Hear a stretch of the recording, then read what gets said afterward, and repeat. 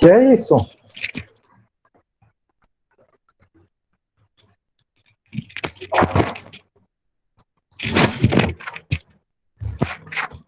Juan, tu tá sem som. Ah, pronto, agora sim, desculpa.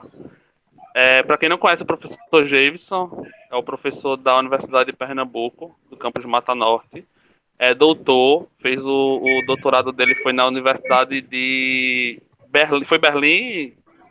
Foi em Berlim? Universidade Técnica de Berlim. Exatamente. Teste Fala, Universität Berlim. é fluente em alemão. Quem souber aí alemão, pode falar com ele. E ele vai falar um pouco sobre a questão das cidades intermediárias para a gente. Para quem é aluno dele, ou para quem foi aluno dele, sabe que Urbana com Jameson é, é incrível e ele pesadíssimo com Urbana, porque ele realmente tem um conhecimento muito forte, conhecimento muito grande sobre essa questão da urbana, da rede urbana. Não só, né? Não só urbana, mas é porque como eu tive mais aula com urbana com ele, então eu tenho esse conhecimento muito forte com ele por isso. Então, James, agradeço. Agradeço a todos que estão aqui hoje, porque a gente teve que adiar, né, por problemas técnicos. E pode começar quando quiser, Jefferson. Beleza, então. Agora nós estamos em 9 pessoas. A gente começa agora mesmo, Juan? Ou aguarda mais um pouquinho? O que é que você acha? Eu acredito que pode começar já, Jefferson. As pessoas Né? assim. Eu tinha pensado em fazer algo mais super produzido, né? Tá um ventilador aqui na frente, o cabelo voar, mas nesse tempo de pandemia não dá. Até porque não tem cabelo, né? Eu estou fazendo isso para descontrair um pouco, até mesmo para eu me soltar, porque quero mais uma vez pedir desculpas pelo que aconteceu na apresentação que tinha marcado há alguns dias atrás e que, infelizmente, por problemas de conexão, não deram certo. Espero que hoje vocês estejam me escutando bem e que a gente possa ter essa conversa a respeito dessas cidades intermediárias. Então, o que são essas cidades? Então, vamos começar, né? Pensar esse papel, e aí eu coloquei como a rede urbana do Nordeste, porque a gente vai perceber que há diferenciais em termos de comportamento de rede urbana entre as cidades do Nordeste, a cidade do Sul e Sudeste. E, infelizmente, os grandes centros de pesquisa, né, a produção de conhecimento no Brasil, ela é feita principalmente nos grandes centros, na região concentrada, e isso faz com que se distorça um pouco o que está colocado no papel, né? O que está colocado nos documentos oficiais em relação ao que nós estamos vivenciando hoje. E eu confesso que eu não tive tempo hábil para atualizar essa apresentação, porque há uma semana mais ou menos eu recebi de uma amiga a nova versão do REGIC, que é o documento básico para se pensar a rede urbana brasileira, mas que infelizmente não deu tempo de ler com um senso profundo e crítico. Não apenas ler decodificando, mas estudando o que propõe esse novo REGIC. Isso é uma tarefa que eu estou me colocando como um exercício a ser feito, porque eu não sei como é que está esse novo REGIC. Mas bora lá. Então, antes mesmo da gente adentrar nesse estudo da rede urbana, do tamanho das cidades e do papel que elas cumprem frente a um determinado recorte espacial, eu quero pensar primeiro que é a cidade, né? Porque a gente, partindo do conceituação de cidade, a gente vai avançar, né? Como o Juan já falou, Quem me conhece sabe que na geografia urbana eu trabalho na perspectiva muito influenciado pela geografia crítica, que foi a base dos meus professores, mas também do ponto de vista do que eu entendo de mundo e de produção do capital. Essa geografia crítica ela serve para responder essas questões, e o mais importante de tudo isso é saber que a geografia crítica tem um elemento muito forte do ponto de vista metodológico, que é a dialética. E a dialética ela se faz a partir de contradições e das relações. Então, não tem como eu partir para uma análise de um determinado objeto em sua totalidade, sem entender o processo de totalização. Tendo em vista que a totalidade é o fato consumado e a totalização é o processo, desculpem. Então, vamos começar pensando no que é cidade, né? A ideia de cidade, eu fui buscar no livro A Cidade, da Ana Fani, de 1994, mesmo já com quase 3 décadas de escrito.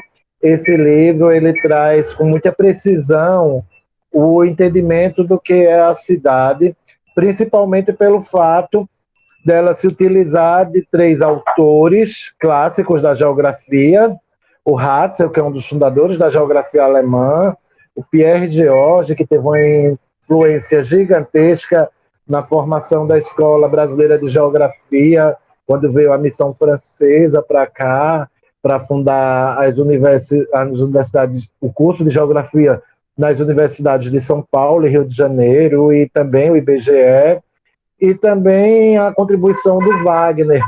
E aí, se vocês prestarem atenção, todos eles partem para essa ideia de que a cidade é o lugar da habitação e do comércio. Ou seja, e ainda acrescenta, né, se a gente for pegar de um por um, o Ratzel chama a atenção de que é um conjunto de habitação humana durável e que está no cruzamento de grandes vias comerciais. Veja o quanto isso é importante, né? O cruzamento de vias comerciais. Então, onde se cruza 2 vias de comércio, é um ponto muito importante para se criar uma cidade. E isso é uma concepção que vem do século XIX, mas que essa afirmação do Hatzel ela é pautada em todo o histórico do processo da urbanização, principalmente no período que a gente chama de pré-capitalista, a partir do período que a gente chama de pré-capitalista, que é justamente a transição do sistema feudal para esse sistema mais liberal que a gente conhece hoje. Então, o Wagner, ele chama a atenção que a concentração de comércio também vai nesse sentido. E o Pierre Jorge, ele fala como forma de acumulação humana e de atividades concentradas em um sistema socioeconômico e social.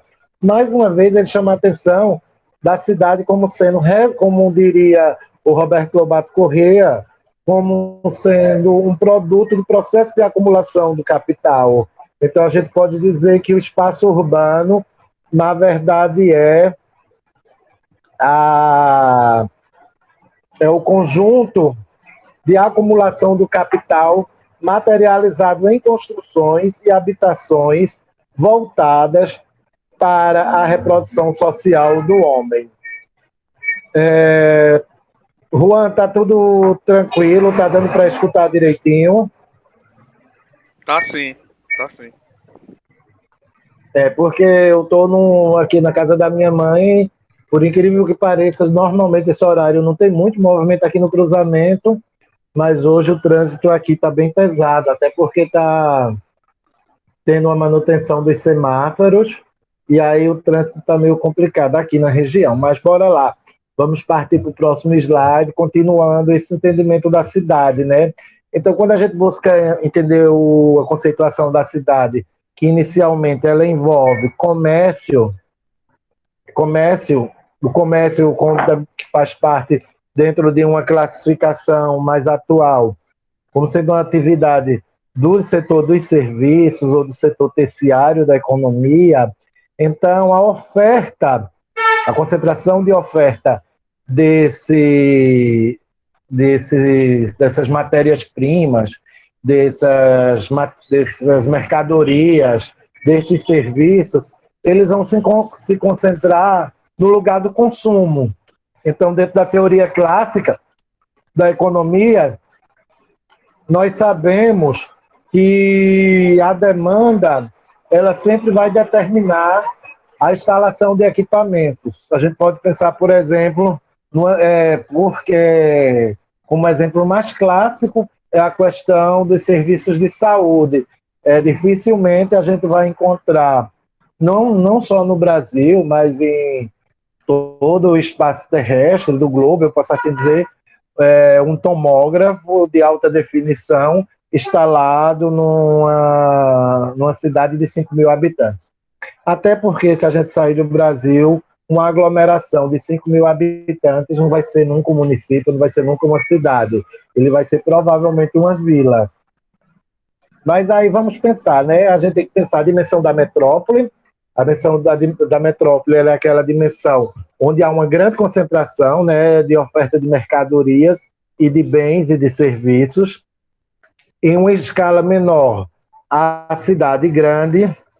Aí nós temos a cidade pequena, na ponta da estrutura, da ramificação da hierarquia urbana, e temos a cidade média ou intermediária.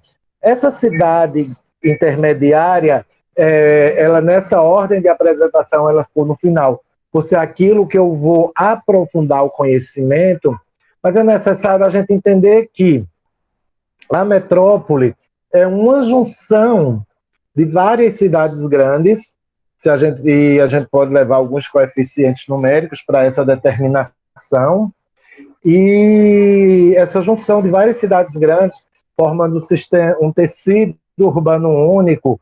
Claro que esse tecido urbano, como se está colocado na literatura, ele não é algo totalmente uniforme, né? Os tecidos urbanos, nas áreas metropolitanas, vai ter áreas, do ponto de vista arquitetônico, sem ocupações, né? Sem construção, mas vai estar presente as reservas florestais.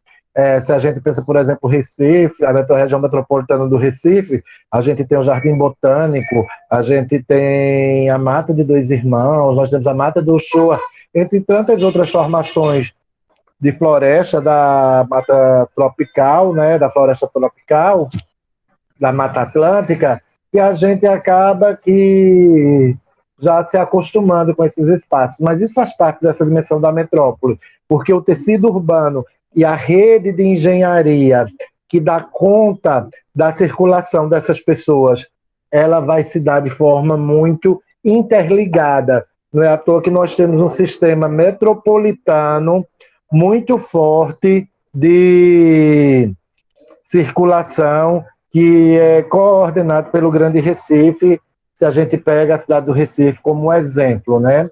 Então, essas cidades grandes, ela tem esse papel de oferecer também uma diversidade de mercadorias e de bens e serviços, só que não numa escala tão avançada como a metrópole. E aí as cidades pequenas seriam aquelas cidades nas quais teríamos apenas elementos básicos da urbanidade, né? A escola de ensino básico, um médico generalista, sem a presença de especialistas, e aí entra o papel da cidade intermediária. Essa cidade intermediária, ela vai ter a função de drenar a economia regional, né? Ou seja, capturar tudo aquilo que é produzido na região para processar e, assim, enviar para os centros urbanos de maiores portes, mas também ela vai ser responsável pelo movimento contrário de capilarização dessas mercadorias mais sofisticadas, desses serviços mais raros, vamos assim dizer, que para se instalar tem um valor de manutenção, mas que é necessário que haja um mercado consumidor. Então, não justificaria nós colocarmos alguns equipamentos do ponto de vista tecnológico, da prestação de alguns serviços, no lugar onde o consumo desse produto, o consumo desse material, não seria suficiente sequer para bancar a manutenção. E a gente vive numa sociedade na qual nós temos um modelo de vida no qual o lucro ele é necessário. Então, para nós trabalhadores, nós vendemos nossa força de trabalho para, a partir dessa força de trabalho, nós termos condição de ter essa mais-valia através do salário e, consequentemente, conseguir consumir aquilo que está, seja no nosso entorno, seja o que está distante. Isso vai depender onde você se localiza dentro desse desenho da hierarquia urbana. Então, essa é a ideia dessa classificação de cidades, né? Aí a gente agora vai, no próximo slide, nós vamos poder perceber nuances mais detalhadezinhas do que é cada um daqueles quadradinhos que eu falei anteriormente. Então, em resumo, a metrópole moderna se difere da cidade tradicional em diversos aspectos. Então, ela acumula a função de liderança, que vai promover a maior parte da produção de serviços. Isso sintetiza aquela ideia que eu falei da raridade de alguns produtos e a necessidade de uma concentração populacional para que ele seja oferta. A sua população é 10 vezes maior do que as cidades pré-industriais. Nós sabemos que, nós estudiosos do urbano, sabemos claramente a importância do processo de industrialização como sendo elemento impulsionador fundamental para o desenho ou para a configuração das cidades atuais. Nós temos também a questão a ideia dos transportes, né? Se a gente pensa que essas áreas maiores aumenta muito mais, né? O transporte, a técnica, as redes de tecnologia, os sistemas de engenharia, como o Milton Santos falava, ele facilita em 10 vezes mais a velocidade e o encurtamento de distâncias do que tínhamos nas cidades antigas. Então, essas metrópoles, ela não é cidade nem campo, e sim um complexo de distritos urbanos e áreas verdes. Aquela coisa que eu falei anteriormente das reservas florestais da região metropolitana do Recife, mas a gente pode incluir também, se a gente for pensar a configuração atual da região metropolitana do Recife. A cidade do Recife em si, a gente só vai ter o bairro do Passarinho, aquela região de Bola na Rede, nas proximidades da BR-101, no norte, a presença de algumas atividades e estilo de vida rural. Mas, e isso na cidade do Recife, mas se a gente for pensar a metrópole recifense, nós vamos encontrar o idílico representado da vida rural em aldeia, né, que quem quiser aprofundar mais essa questão do sentido de forma de vida no campo, integrado ao sistema metropolitano, eu sugiro vocês darem uma lida na dissertação de mestrado de Ana Karina de Andrade Nogueira. Esse mestrado foi realizado na UFPE por volta de 2004, se não me falha a memória. Entre 2000, não, minto, foi 2007, 2006, 2007 que ela integraliza seu mestrado. Então, vale muito a pena ver esse trabalho. Foi do início do século, mas ele ainda é muito atual. E aí a gente tem outros exemplos de vida do campo que é vendida na cidade. Se a gente pensar, por exemplo, a onda das festas de vaquejada que ocorreram nas grandes cidades e nas metrópoles do Nordeste, principalmente na década de 90 e no início desse século, a gente pode ver isso mais claramente no trabalho da tese de doutorado da professora Doralice Satiro,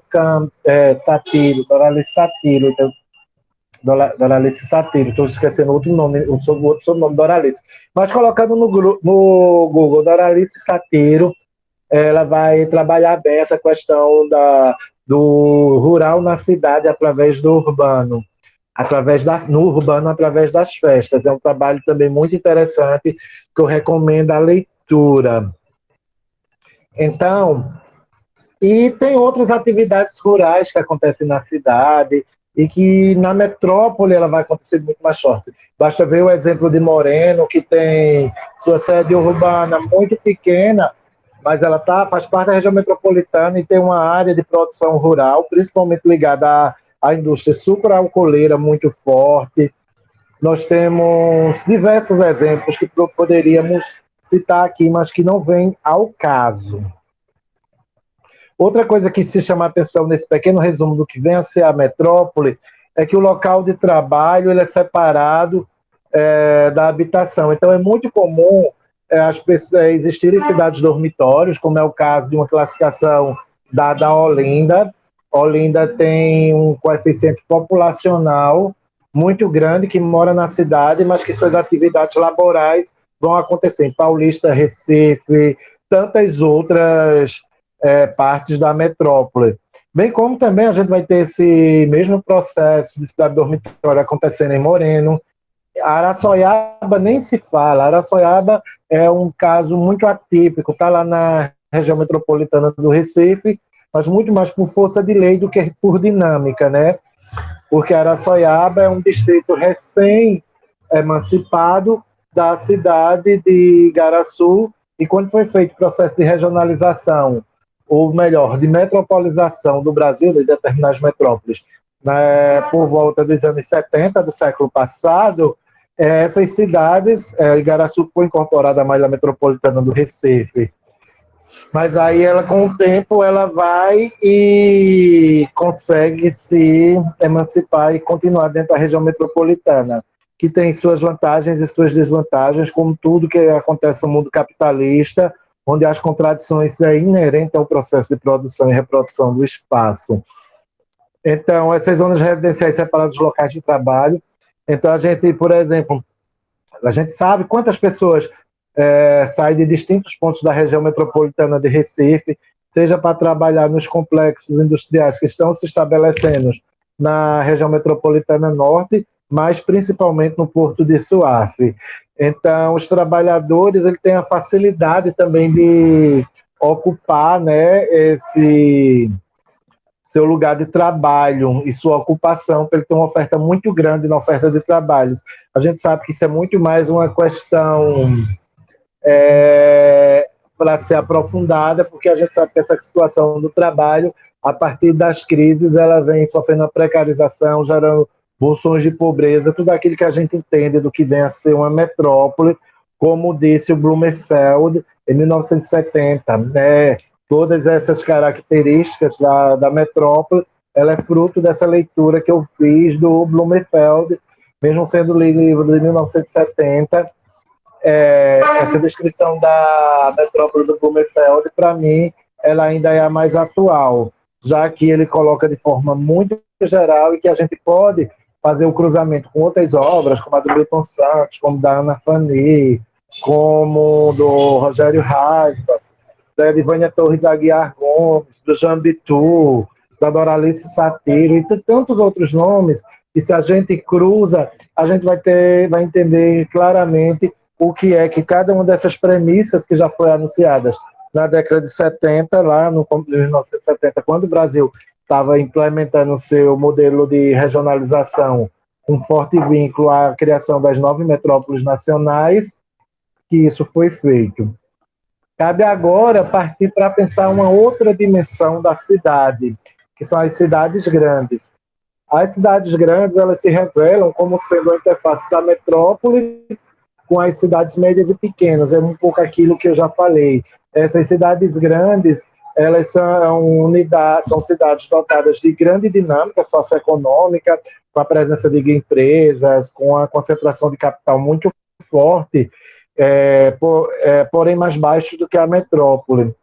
E as complexidades do ponto de vista do consumo de bens e serviços raros ou supérfluos ou sofisticados, ele ocorre numa escala bem menor, infinitamente menor do que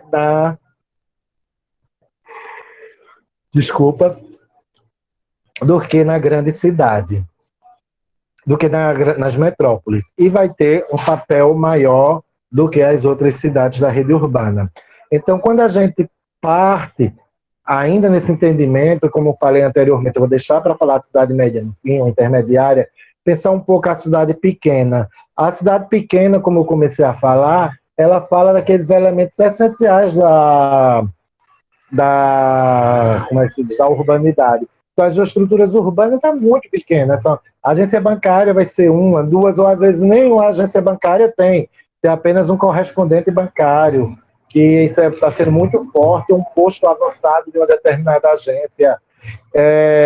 Se eu for pensar, por exemplo, aqui hoje eu estou situado na cidade de Surubim, e aqui ao lado tem duas cidades que não têm agências bancárias, que é a cidade de Vertente do Lério e a cidade de Casinhas, que são distritos emancipados na década de 90 do século passado, que pertenciam a Surubim, se transformaram em cidades.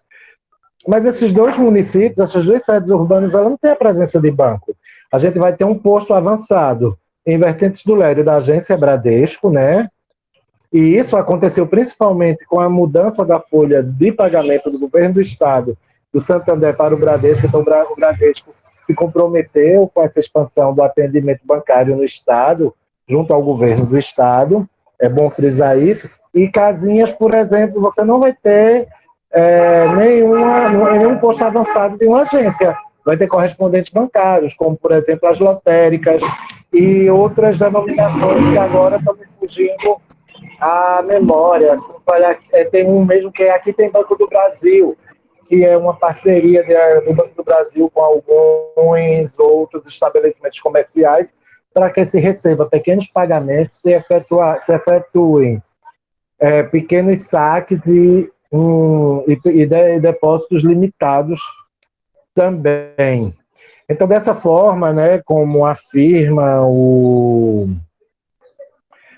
os documentos, as cidades pequenas podem ser analisadas como sendo a primeira aspiração de uma formação urbana e tem esse limite de 50 mil habitantes somados a habitantes rural e urbano. Então, para vocês verem, para poder considerar a cidade média teve, para os padrões da década de 70 e 80, 90, que foi os textos que eu encontrei para me subsidiar para essa reflexão, mas que já existem algumas outras atualizações, mas que eu prefiro me manter com essas, por uma questão de identidade do Nordeste mesmo.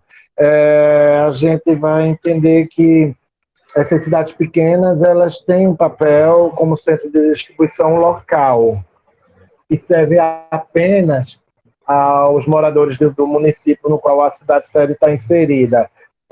A gente jamais vai encontrar, dificilmente você vai encontrar um morador de Carpina, que é uma cidade intermediária dentro desse critério que eu adoto de funcionalidade para o Nordeste, indo consumir, indo em busca de produtos, de mercadorias, de bens e serviços na cidade de Tracunhaém, porque a cidade de Tracunhaém não oferece, que oferece Carpina. De Carpina, esses moradores acabam que indo para o Recife. Então, entendido essa função de núcleo genético, vamos assim dizer, de um modelo de cidade, né, já que alguns autores argumentam que esse conceito de cidade no Brasil ele é muito frágil, porque quando foi pensado que é cidade, lá na década de 40 do século passado, o IBGE definiu a cidade como sendo a aglomeração de habitações na qual está instalada a sede da gestão do território do município, ou seja, independente do tamanho do tecido urbano, resultado da concentração de habitação e de comércio, esse lugar vai ser entendido como uma cidade por estar instalada naquela vila a prefeitura municipal. E aí a gente pode passar um pente fino e ver a quantidade de gigante que temos no Brasil, com municípios com essas características. Tem municípios que chegam a ter, engraçado, que chegam a ter menos de 1.000 habitantes. E isso vai acontecer justamente no estado onde temos a maior cidade do país, que é a cidade de São Paulo, com sua região metropolitana, com mais de 20 milhões de habitantes. Então, essas contradições, por isso que eu acho muito importante nós pensarmos todo e qualquer estudo, pensar por esse viés dialético que a geografia crítica nos permite. E aí chegar ao entendimento da cidade média, né? Através do entendimento da rede urbana. Então, Paul Singer, ele afirmou que a rede urbana pode ser encontrada como um complexo sistema entre núcleos de funções diferentes, cidades pequenas e médias, não apenas, transmitem às grandes uma parte de seus excedentes agrícolas, que captam, mas também podem lhe vender serviços. É basicamente essa informação do Paul Singer, aquilo que eu falei logo no início da minha fala, da questão da capilarização e da drenagem da produção, a capilarização de novos produtos, novas tecnologias, bem como a drenagem dos produtos produzidos pela região no qual essas cidades intermediárias estão inseridas. Elas captam das cidades menores. Então, entender a rede urbana é entender a função de cada um dos tecidos urbanos dentro desse processo de organização econômico, que ele vai ser permitido que a análise seja feita em distintas escalas, desde uma escala regional, mais próxima do que você vive, até uma escala global. Porque se a gente pensa, por exemplo, o Brasil é um país periférico, São Paulo ela tem uma centralidade para a América do Sul, mas ela não tem tem uma centralidade para o mundo. Mas aí se eu penso, e é uma centralidade para o Brasil. Mas se eu penso o Recife não tem uma centralidade para o Brasil, ele tem uma centralidade para a região Nordeste. E aí as escalas vai fazendo com que essa centralidade vá se ajustando à análise. Mas dificilmente você consegue entender esse papel da rede urbana sem ter um recorte no qual esteja presente uma cidade intermediária, no mínimo, uma cidade intermediária e uma cidade pequena. Aí, dando continuidade, né, a esse pensamento, a gente tem que, indiscutivelmente, pensar a teoria das localidades centrais do Walter Christaller, que fala justamente disso que eu venho repetindo há um bom tempo, da questão dos fluxos. Então, as cidades pequenas, elas tendem a ter uma ligação direta com as cidades médias, as cidades médias têm uma ligação com a cidade grande. Então, aí a gente vai vendo que essa hierarquia ela vai se construindo simultaneamente, tanto no sentido da menor para maior, como da maior para menor, nesse sentido da troca de mercadorias, das trocas tecnológicas e das trocas de capital. Ainda, próximo slide, por favor, ainda pensando como entender essas cidades médias ou cidades intermediárias, a gente tem que pensar, né? Carrega, por favor, todo, Juan. Pensar essa divisão da cidade enquanto um complexo dentro da rede urbana. Então, a influência da cidade, ela pode ser internacional, nacional, regional e local. É aquilo que eu falei, o papel de Tóquio, de Londres, de São Paulo, no mundo, como vai estar nacionalmente, regionalmente, localmente. Esse local, eu gosto para entender a influência das cidades local, por exemplo, Carpina para Mata Norte, Surubim, Santa Cruz e Limoeiro para o Agreste Setentrional, Caruaru para o Agreste como um todo, Petrolina para todo o sertão nordestino, e aí vai ver. E aí as redes urbanas. As redes urbanas, nós vamos ter cidades médias ou intermediárias, e que o principal fator para a gente entender essa situação vai ser os setores econômicos.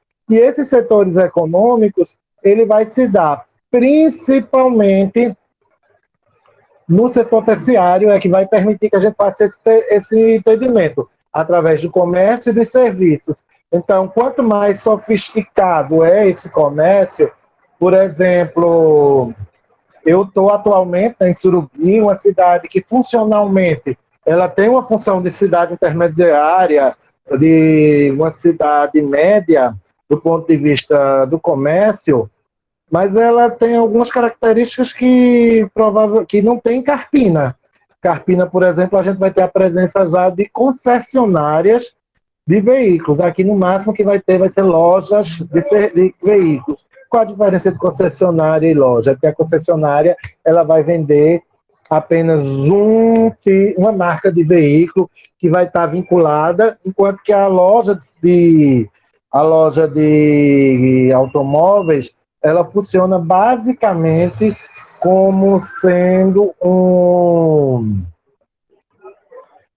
loja multimarcas, ela vai oferecer várias motos. É meio que quase que uma representação. Eu tenho um exemplo muito claro que tem lojas multimarcas que elas fazem. Um mês ela faz uma ação para vender carros da Toyota, outro mês da Ford, outros meses da Volkswagen. E assim vai circulando. Da mesma forma, a questão dos serviços. Por exemplo, a gente pensando em Carpina. Carpina tem um tomógrafo. Nazaré não tem.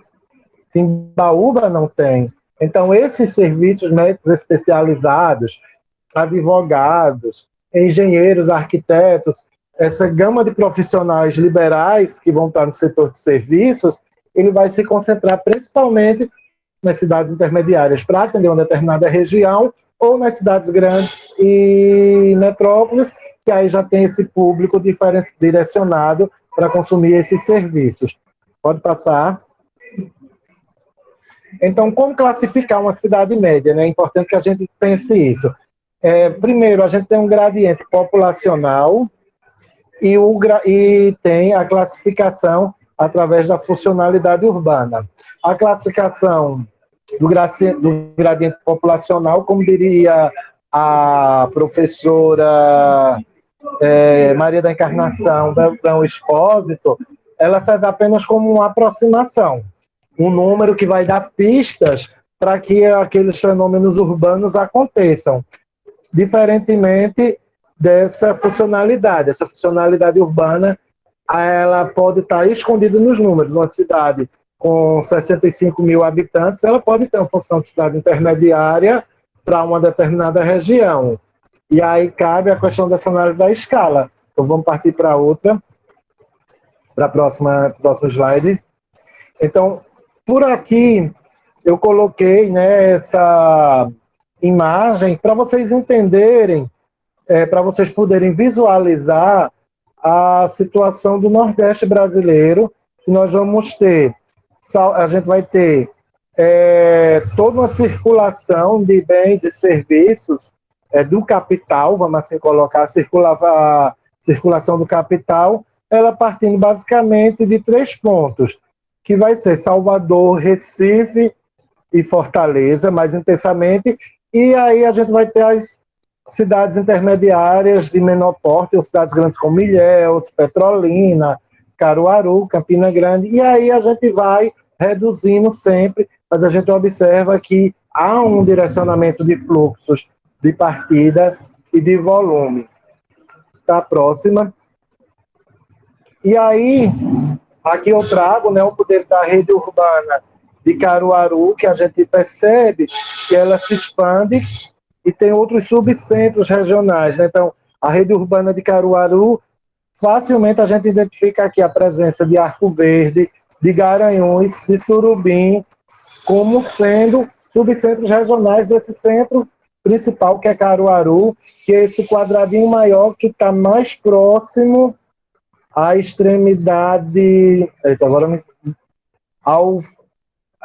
a extremidade direita do meu lado. Gosto tanto da esquerda, mas está do lado direito, do meu lado direito, mas do lado esquerdo da apresentação. Onde está o mouse? Justamente, muito obrigado, Juan. Ainda bem que você me salvou para não dizer que eu não falar de direita. Mas essa é uma representação para ver que mesmo dentro dos centros regionais, há a presença de subcentros regionais. Então, eu poderia colocar Surubim, Garanhuns como subcentro regional pertencente a Caruaru. que Garanhuns é esse quadradinho que é mais para baixo da figura. Vocês podem ver, e Surubim seria o mais para cima. Mas, então, esse é o modelo da rede urbana de Caruaru. E se a gente for ampliar essa representação, a gente ainda consegue perceber essa rede urbana de Caruaru vinculada à rede urbana de Recife. Bora para o próximo, Juan.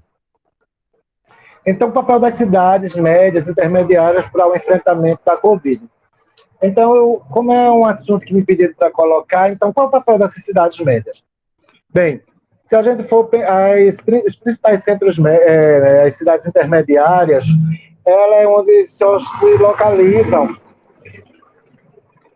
a principal rede hospitalar do interior do estado de Pernambuco, pensando em Pernambuco. Então, se a gente parte para pensar o agreste de Pernambuco, por exemplo, nós vamos ter 3 grandes hospitais regionais: o Hospital Regional de Limoeiro, o Hospital Regional de Caruaru e o Hospital Regional de Garanhuns. Todos esses hospitais eles tiveram uma função muito importante. Mas aí, quando aí eu digo que é muito importante repensar essa funcionalidade, nesse processo da Covid, o município de Surubim, por exemplo, ele transformou uma policlínica em um hospital de campanha, e esse hospital de campanha serviu para servir como leito de retaguarda, não só para os pacientes de Surubim, mas como todo o entorno de aproximadamente 9 municípios, né, daqui do entorno, se utilizaram desse hospital, que em nenhum momento chegou a ter sua lotação completa, mas em alguns momentos houve a necessidade de se transferir alguns pacientes daqui de Surubim para Caruaru. E por que foi feita essa transferência? Para Caruaru ou para Recife? Por conta da presença da UTI. Então, uma cidade média de grande porte, como é a cidade média de Caruaru, ela já tem esse equipamento de UTI. Enquanto uma cidade intermediária, ela vai dar suporte à regulação desse leito, que vai estar principalmente nas cidades médias e nas metrópoles. Então, essas cidades intermediárias, ela teve um papel muito importante também do ponto de vista do consumo. Quando houve o lockdown na região metropolitana do Recife, automaticamente cidades como Carpina, Surubim, Limoeiro, Caruaru, teve um movimento nas lojas ampliados, porque o fechamento do lockdown chegou aqui um pouco depois. E mesmo assim não chegou com a intensidade que chegou de fiscalização que chegou na região metropolitana.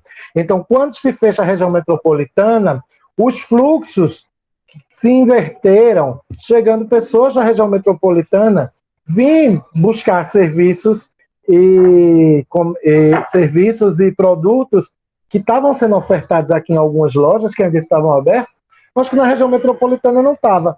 Então é muito importante a gente pensar esse papel da cidade média também como um colchão amortecedor de crises. Não é à toa que uma série de pessoas da minha geração que saiu daqui do município de Surubim, foi para Recife para estudar e por lá começou a construir sua vida, a fixar suas atividades laborais, acabaram com esse momento de isolamento social e de pandemia que voltando para as cidades do interior, não só pela quantidade de ter uma facilidade de maior acesso à natureza, espaços abertos de sítio, não há uma densificação populacional do ponto de vista da verticalização. Então, são vários fatores que fez que muitos voltarem e também para ter esse acesso ao comércio e pelo fato de aqui ter a existência de algumas estruturas do ponto de vista tecnológico que permitiam o trabalho remoto. Que a internet aqui, tirando aquele, geralmente ela é boa, ela é de uma alta qualidade. Eu uso sempre o 4G aqui. Aquele dia, eu não sei o que aconteceu, que deu pane, sim, mas isso acontece até nos grandes centros, como Recife, São Paulo, dependendo de algum distúrbio que venha acontecer. dentro dessa rede de tecnológica. Então, era isso que eu queria passar para vocês, né? Pode passar o próximo slide. Me colocar à disposição, né, de vocês para um debate. Enquanto vocês pensam aí o que vai me perguntar, eu vou pedir 2 minutinhos a vocês, 1 minutinho a vocês para pegar água. Enquanto isso, o Rodrigo vai fazendo as honras da casa e enquanto isso, vocês vão fazendo os questionamentos de vocês para que eu possa dar uma contribuição melhor. Dá só 1 minutinho aqui, por favor. Pode ser, Rodrigo? Pode, professor. Pode. Se alguém tiver alguma pergunta para fazer no chat, pode fazer pelo chat, né? Lógico. Ou vocês podem, quando o professor voltar, fazer a pergunta pessoalmente a ele, pelo microfone. Mas lembrando que está sendo gravado, tá? Alguém tem alguma dúvida? Se tiver mais de uma, aí vai fazer por bloco.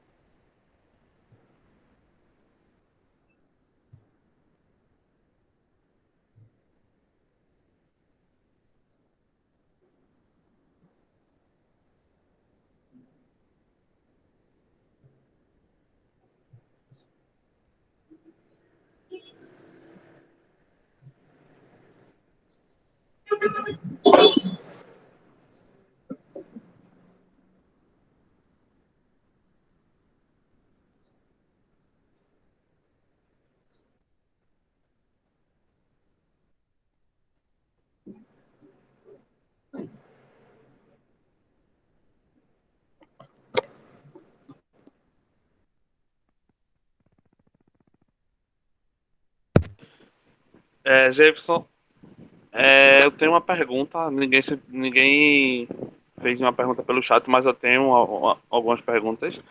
A primeira é sobre a questão de Caruaru. Que foi falar de Caruaru, eu fico curioso sempre no aspecto sobre Caruaru. O porquê, né, na opinião do senhor, o porquê não existe uma região metropolitana de Caruaru. Eu vi que eu acho que foi em 2007 ou foi 2005, houve uma proposta que, se não me engano, foi negado pelo, pelo Parlamento Estadual, esqueci até o nome. E o que porque assim, por exemplo, na Paraíba, a gente tem a região metropolitana, várias outras regiões metropolitanas, tirando a região metropolitana de João Pessoa. Se não me engano, tem a de Campina Grande. E na Bahia a gente tem outras regiões metropolitanas, além da de Salvador. E a questão de Petrolina, né, que oficialmente não é uma região metropolitana, mas uma região de desenvolvimento, né, entre alguns municípios, mas os principais é Petrolina e Juazeiro. A gente também tem no Ceará outras regiões metropolitanas, tirando a de Fortaleza, mas em Pernambuco em si a gente só tem a de Recife. O que o senhor poderia dizer sobre isso?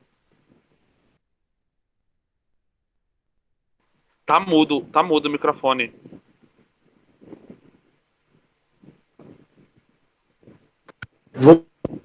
Voltou não. Voltou agora, voltou.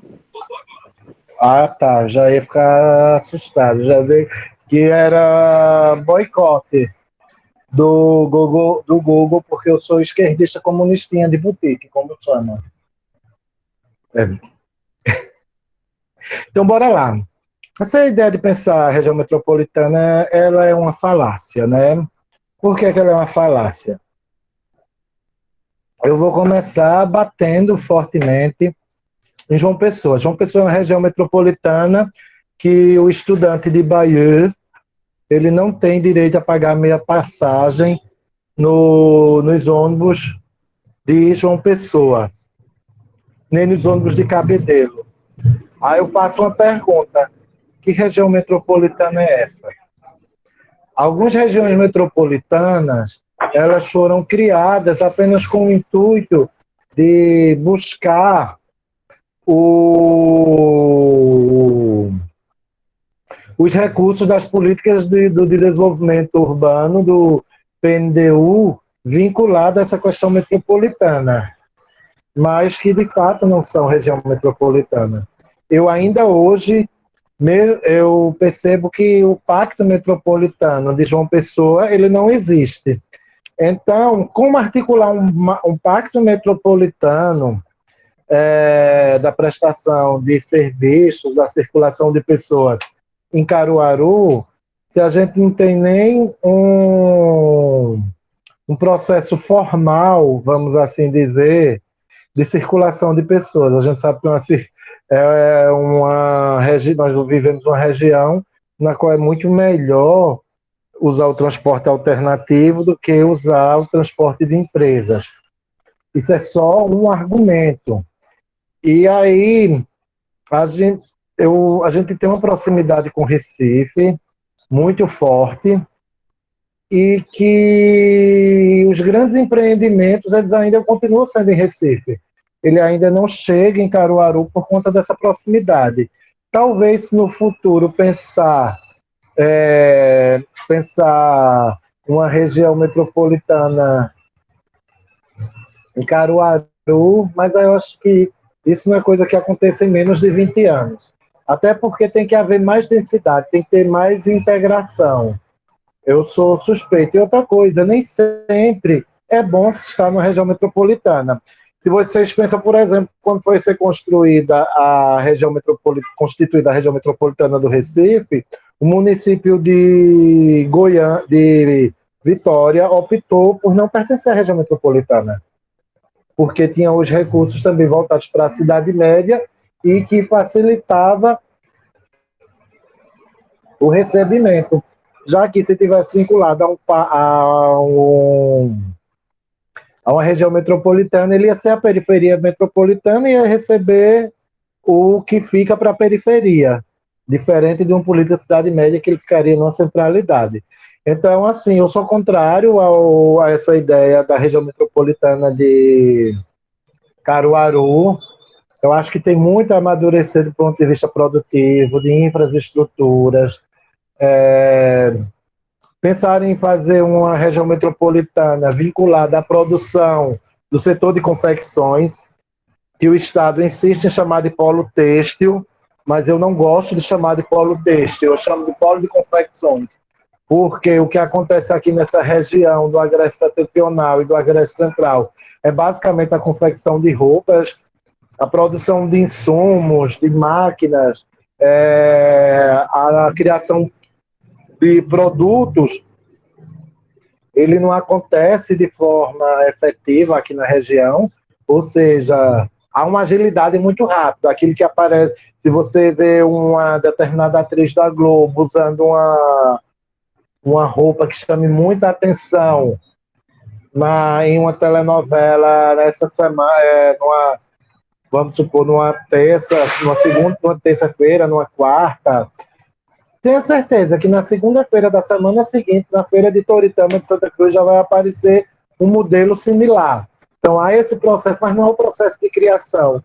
Então, utilizar apenas o ramo da confecção como sendo um elemento norteador para uma região metropolitana, eu acho muito pouco. Se a gente for parar para observar a região metropolitana de Santos, a região metropolitana de Campinas, que são outras regiões metropolitanas, que acontecem no estado de São Paulo, Aí a gente já observa uma outra diferença, porque tem a questão das cidades dormitórios, dessa circulação. A gente sabe que uma região metropolitana sempre vai haver uma cidade primais, mas essas cidades ainda não há uma integração tão forte desse ponto de vista da troca de trabalhadores dentro dessa região aqui do Agreste Setentrional e a Agreste Central, que iria fomentar a criação dessa região metropolitana de Caruaru. Eu, particularmente, sou contra essa ideia de criar a região metropolitana de Caruaru. É muito cedo para isso. Alguém mais tem alguma pergunta, algum questionamento, pessoal? Se não tiver, o senhor pode finalizar, Jefferson. Então, gente, eu quero agradecer a atenção de todos vocês.